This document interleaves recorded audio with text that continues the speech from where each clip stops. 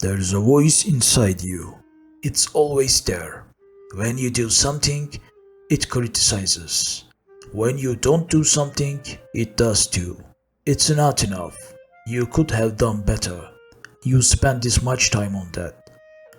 This voice isn't heard from outside, but inside, it never shuts up. It speaks as if it knows exactly what you did wrong. It knows your weak points by heart. Before you can even understand what you are feeling, it makes its judgment. Most of the time it seems right, because it doesn't lie. It just chooses what's missing. It only magnifies the mistake. It only repeats the part of that makes you feel small. And after a while, this happens. That voice now seems normal to you, because you grew up with it. So, are you really the one speaking? Or is it a consequence of things you were exposed to years ago? A sentence, a silence, an expectation.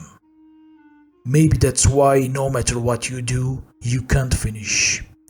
Even when you finish, you can't relax. Even when you are praised, a part of you immediately whispers, but. Maybe the issue isn't that you are hard on yourself. The issue is in whose name you are being hard. And if that voice doesn't belong to you, how long has it been speaking as if it's yours? For example, Leon. He was 32 years old. He had a good job. People around him trusted him. When something was asked, he usually knew the right answer. But before submitting anything, he would check it one more time, over and over again. Is this okay? He would ask himself. The voice inside would answer, maybe, but that part could have been a bit better. He looked, that part seemed fine, but the voice had said so he looked again. Even when he finally submitted it, the voice wouldn't stop. Let's see what they will say. There is something easily said about people who are hard on themselves. Perfectionists, they say, as if this is a character trait, something innate. However, most of these people weren't always like this. In the past, when they did something, they felt a small joy inside. A picture they painted, a race they ran, a word they spoke. That joy started to shrink one day. Then it shrank even more. Finally, it was replaced by a different feeling. The doubt of, is it good enough? The question had no clear answer, or the answer was always the same. Not yet. Leon used to draw pictures when he was a child. He would sit at the table. He would take out his drawing book and line up his pencils beside him. He would draw with pleasure. One day he drew a horse. It took quite a while. He tried to get the legs right, tried to get the head right. He erased the eye, drew it again. Finally it was done. It was beautiful. At least that's how Leon felt. He went to his father. His father looked for a while. Then he said, "The tail looks a bit off." He didn't say anything else. He didn't say it with bad intentions either. Did he want to criticize, or he just observed carefully? In the end, he said what he thought. Leon put the notebook on the table. He never thought about that day again. Fathers don't always yell. Some are silent, but in their silence there is an expectation, a standard that's felt without being spoken, a bar, invisible but always there. Leon's father was like that too. He wasn't harsh, he wasn't bad either. He just had a very clear sense of how things should be. That expectation seemed to fill the house, its weight permeating the air. Leon had grown up breathing that air.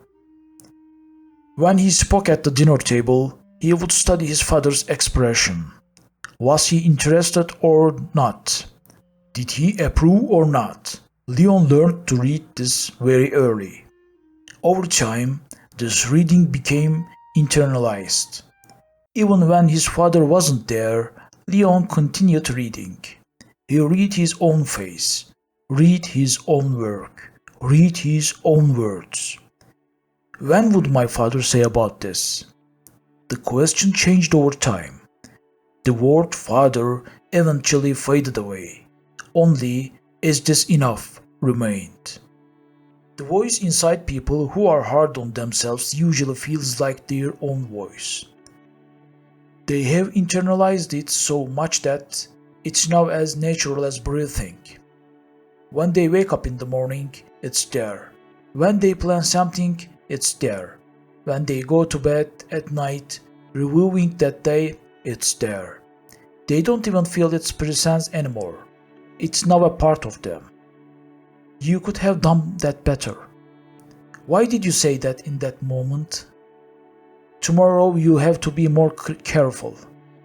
This voice usually seems right. It's too serious to be ignored. Because the mistakes are real. The shortcomings are real. The voice doesn't lie. It just chooses where to tell the truth. It steps on the most ruthless, most vulnerable spot. Leon gave a speech at a meeting one day. It went well. At the end he received many congratulations. On the way home, those congratulations weren't on his mind. On his mind was a sentence he had said in the middle of the speech. A somewhat confusing sentence. Even though Leon noticed it, he had continued. But the voice had gotten stuck there. That part was terrible. Where was the applause? The voice chose to ignore it, or didn't want to see them. Now I will talk about something that's discussed less. These people don't just fear failure. There is another fear inside them that's just as deep, maybe deeper. They are afraid of success. It sounds counterintuitive, but it's the truth. When they do something good, that voice can no longer say, "It wasn't good." When does it say? "It was luck. Just this time. We will see next time." Leon knew this very well. When something good happened, he immediately thought about the next one. As if stopping was dangerous, feeling good was like the beginning of the next fall. One of his friends asked him one day, "Why don't you celebrate when you finish something?" Leon laughed. "I do celebrate," he said. "No," said his friend, "you just shrug it off. You immediately move on to the next thing." Leon didn't answer, but that night he thought about it. Celebrating was stopping. Stopping was looking. Looking was being visible. Being visible was dangerous, because that's visible is open to evaluation. What's evaluated could be found inadequate. So not stopping was safer. Always being in motion, always thinking about the next thing. On Leon's desk there was always a list, a to-do list, long and quite detailed, updated every morning with a few items crossed out. But at the bottom of the list, new items would always be added. The list never ended. One day another friend looked at his desk and laughed. "This list has no end," he said. "I know," said Leon. "Well, doesn't it bother you?" Leon thought. Did it bother him? Sometimes. But thinking about what would happen when the list was finished bothered him more. If the list was finished, what would remain? Just himself. Without his voice, without something to do. The most terrifying possibility seemed like this. People who are hard on themselves don't want stillness. When silence comes, they want to break it. They want to do something, because in silence, the voice is heard more clearly. When there is noise, the voice gets lost in the crowd. When everything stops, it's the only thing left. Leon knew this. Even when he went on vacation, his brain wouldn't stop. Even while reading a book, a corner of his mind would think about that presentation, that sentence, that mistake. Even while swimming in the sea, he would review all his mistakes. One day he was forced to stop. He had gotten sick, but he couldn't get out of bed. He had no energy to look at his phone. There was no list, Nothing to do. He looked at the ceiling. The voice spoke. This time it was different. "What are you doing here? Everyone is working." Leon heard that voice. He felt it deep inside. Finally, for the first time, he realized something. That voice wasn't speaking like him. Like someone else. Old, familiar, deeply ingrained. He couldn't say exactly who it was, but he recognized that tone. He knew that tone very well. Leon recovered and got up. He returned to his list.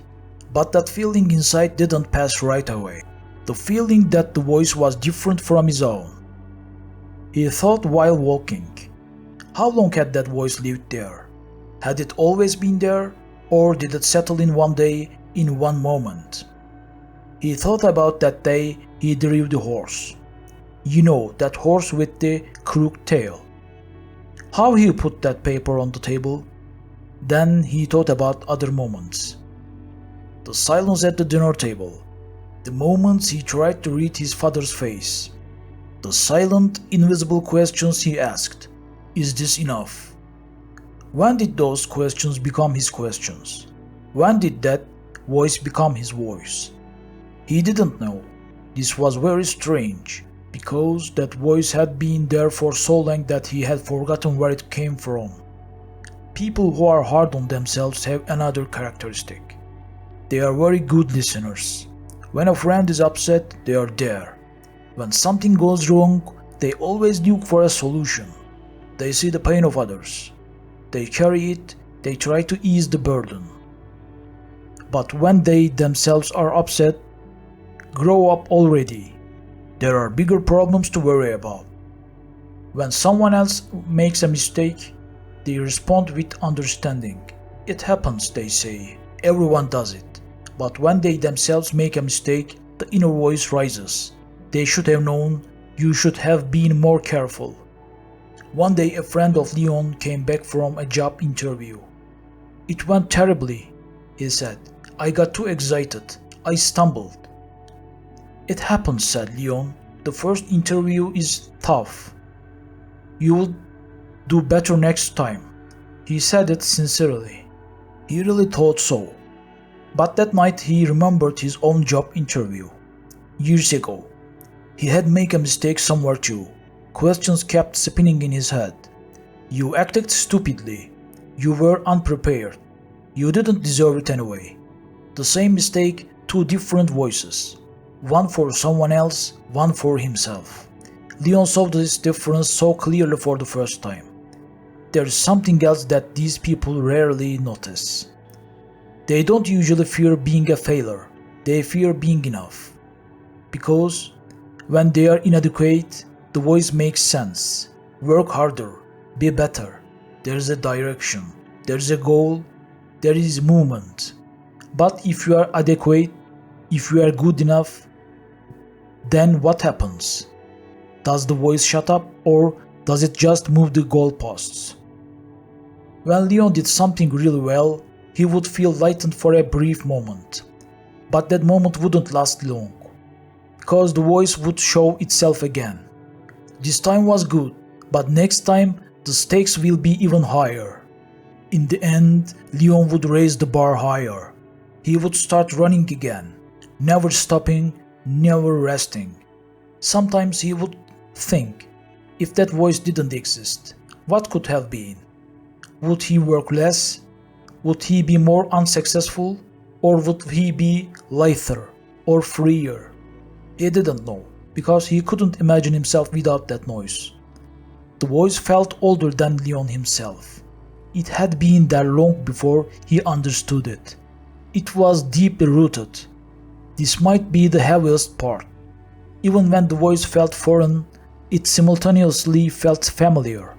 He didn't know who he was without that voice. Leon went to visit his father one evening. They sat at the table, ate their meal. Father was as usual. Calm, measured, not talking much. Leon told him something good going on with work. His father listened, nodded. "Nice," he said. "Nice." On the way home, Leon thought about that. Nice. Was it enough?